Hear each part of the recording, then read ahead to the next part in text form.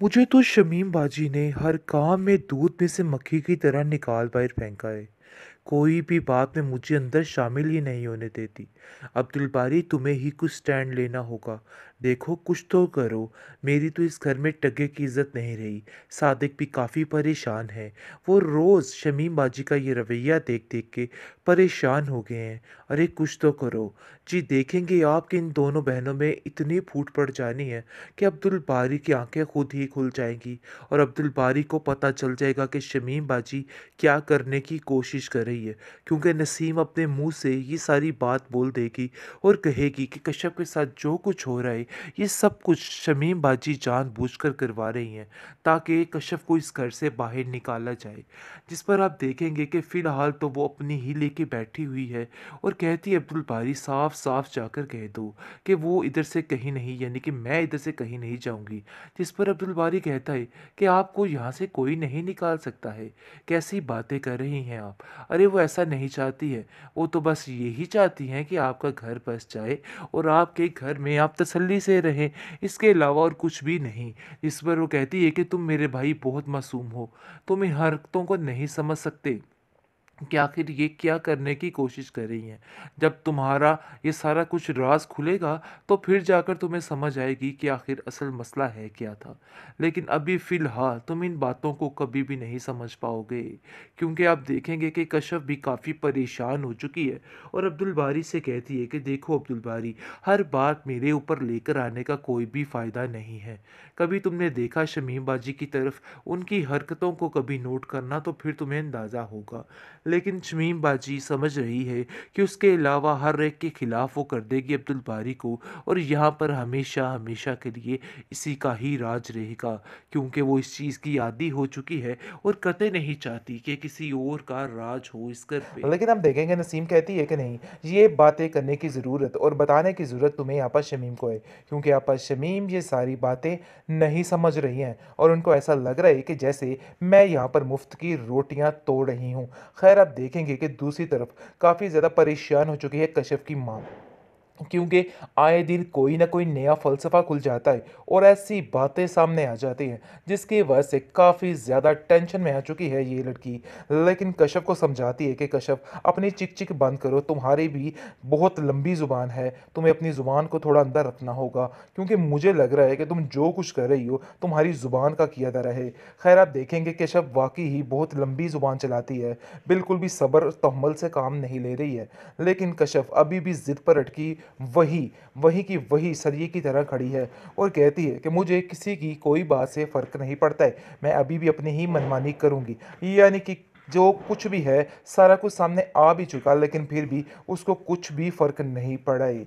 लेकिन दूसरी तरफ सायरा अपनी ज़िंदगी में बिज़ी होने की कोशिश कर रही है और वो बेकिंग का काम बड़े अच्छे तरीके से स्टार्ट करी है और उसकी काफ़ी ज़्यादा अच्छी आमदन भी हो रही है, जिसको देख-देख कर वारे न्यारे उसके हो रहे हैं और वो काफ़ी ज़्यादा खुश हो रही है और सोच रही है कि देखो, जो मैं चाहती थी वही हुआ। यानी कि मेरा ड्रीम पूरा हो चुका है, क्योंकि वो चाहती ही ये थी कि वो इंडिपेंडेंट बन जाए और ऐसा ही हुआ।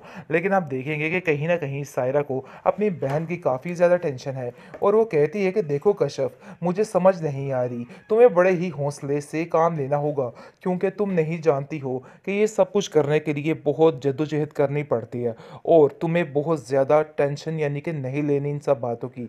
जो होना था सो हो गया है। लेकिन शमीम आपा भी चैन सुकून से बैठने वाली नहीं है और वो उसको साफ-साफ कह देती है कि मेरी बात याद रखना कि मैं जो चाहती हूँ वही होगा। शमीम की तो सुनी गई, क्योंकि शमीम को बहाना मिल चुका है और वो बहुत ज़्यादा खुश होगी जब उसको पता चलेगा कि कश्यप की ये हालत हुई है, क्योंकि वो पहले ही मना करती थी और इस चीज़ के खिलाफ थी कि ये कश्यप यूनिवर्सिटी नहीं जाए।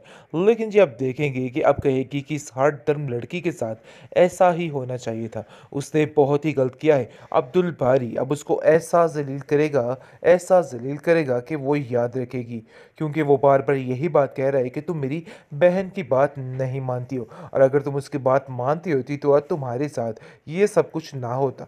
खैर आप देखेंगे कि कशिफ कहती है कि मेरा इन सब चीज़ों में कोई भी कसूर नहीं है। आखिर ये क्या मामला है और क्या कुछ हो रहा है, मुझे तो कुछ समझ नहीं आ रहा है। खैर आप लोगों को मेरी वजह से परेशान होने की कोई भी ज़रूरत नहीं है और ना ही किसी किस्म की फ़िक्र करने की ज़रूरत। लेकिन आप देखेंगे कि शमीम को मौका मिल चुका है और वो काफ़ी ज़्यादा खुश है और कहती है कि देखो, जो मैं चाहती थी वही हो गया है और मुझे कुछ करने की ज़रूरत भी नहीं पड़ी है। खैर अब देखेंगे जी, बहुत ज़्यादा कश्यप जो है परेशान है, लेकिन उसकी माँ उसको हौसला देती है और कहती है कि कश्यप तुम परेशान मत होना, हम सब तुम्हारे साथ हैं। इन सब चीज़ों में तुम्हारा कोई भी कसूर नहीं है। अगर तुम्हारी जगह कोई भी होता तो ऐसा ही करता। इसलिए इन बातों को लेके परेशान मत होना। जो होना था वो नसीब में था और वही सब कुछ हुआ है। आप देखें जी, कश्यप जो है वो काफ़ी ज़्यादा परेशान है, लेकिन फिर भी हिम्मत नहीं आ रही है और वहीं की वहीं अटकी हुई है और कहती है कि मुझे किसी की कोई बात से फ़र्क नहीं पड़ता है।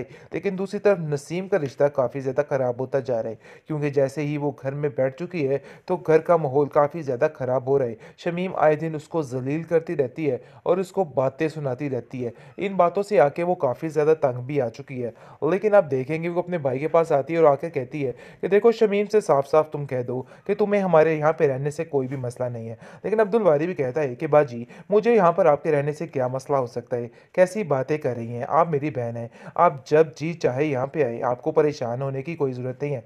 लेकिन हम देखेंगे नसीम कहती है कि नहीं, ये बातें करने की ज़रूरत और बताने की ज़रूरत तुम्हें आपा शमीम को है, क्योंकि आपा शमीम ये सारी बातें नहीं समझ रही हैं और उनको ऐसा लग रहा है कि जैसे मैं यहाँ पर मुफ्त की रोटियाँ तोड़ रही हूँ।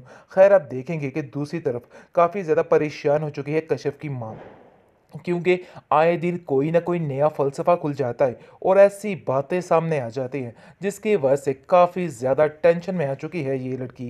लेकिन कश्यप को समझाती है कि कश्यप, अपनी चिक-चिक बंद करो, तुम्हारी भी बहुत लंबी ज़ुबान है, तुम्हें अपनी ज़ुबान को थोड़ा अंदर रखना होगा, क्योंकि मुझे लग रहा है कि तुम जो कुछ कर रही हो, तुम्हारी ज़ुबान का किया धरा है। खैर आप देखेंगे कश्यप वाक़ई ही बहुत लंबी ज़ुबान चलाती है, बिल्कुल भी सब्र और तहम्मुल से काम नहीं ले रही है। लेकिन कश्यप अभी भी ज़िद पर अटकी वही, वही की वही सरिये की तरह खड़ी है और कहती है कि मुझे किसी की कोई बात से फ़र्क नहीं पड़ता है, मैं अभी भी अपनी ही मनमानी करूँगी।